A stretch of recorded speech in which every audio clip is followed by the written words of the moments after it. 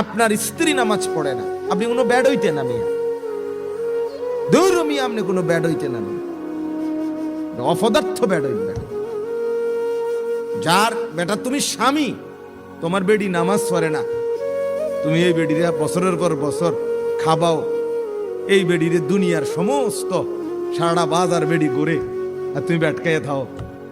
বেউকুফ বেটা, অপদার্থ বেটা তুমি, বেটা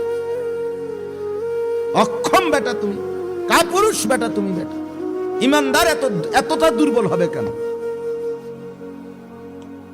মোমেন এত দুর্বল হবে কেন? 20 বছর 30 বছর ধরে আমি বেটি তোর লগে সংসার করি, আর তুই নামাজ পড়তি না।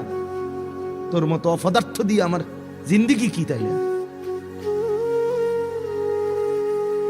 বলেন না? আমার 40 বছরের উপার্জন সব তোমার, তুমি সেজদা দিবা না আল্লাহকে? হ্যাঁ, আমি 16 বছর বিদেশ করবো, মাথার ঘাম পায়ে পড়বে, আর এই কষ্টের বুকটা মাটিতে লাগিয়া যায়। বিদেশে যারা টাকা রোজগার করে কলজাটা জাগাত থাকে না।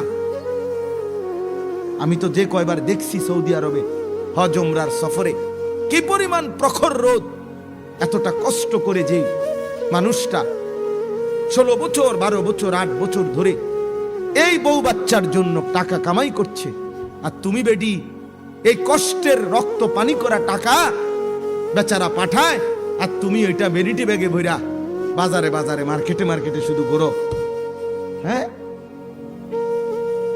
এমন অপদার্থ বউয়ের দরকার কি বেটা? এই তো ব্যর্থ জিন্দিগি।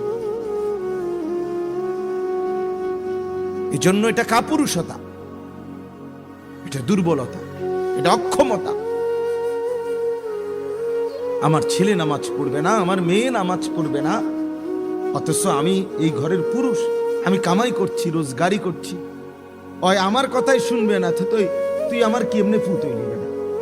তুই আমার কিসের মেয়ে বেটা? তোর জন্য কেন আমার উপার্জন খরচ করবো বেটা? আল্লাহর দুশ্মনের জন্য আমার টাকা খরচ করব কেন বেটা? রাসূলের দুশ্মনের জন্য আমি আমার সম্পদ খরচ করব কেন বেটা? নবীজির হাদিস, লা তুসাহিব ইল্লা মুমিনান ওয়া লা ইয়াকুল মালাকা ইল্লা তাকিয়ুন। এই বাপ শুনেন, নবীজি বলেন ইমানদার ছাড়া কাউকে বন্ধু বানাইও না, আর বলছে তাকওয়াওয়ালা ছাড়া, মুত্তাকি ছাড়া, আল্লাহ ভীরু ছাড়া কাউকে তোমার মাল সম্পদ খাওয়াইও না, সিটার বাটফারে খাওয়াইও না। দুধ তোরে চা খাওয়াইতাম না বেটা, তুই বেটা বিড়ি গাছ বেটা, তোর লাগা কিনলে টাকা খরচ করতে হবে, কথা কথা গাইল্লাস বেটা। সারাদিন বেটা চা দোয়ানে বইয়া রঙিন টেলিভিশন মধ্যে বেডির নাচ চাও, তুমি কি হওয়াদের মানুষ? তোমার একা বন খাওয়াইতাম, বন দর করলে হালাই দিব। রাসূলুল্লাহ সাল্লাল্লাহু আলাইহি সাল্লাম বলছেন, আল্লাহ ভীরু ব্যতীত তোমার মাল কাউকে খাওয়াইও না।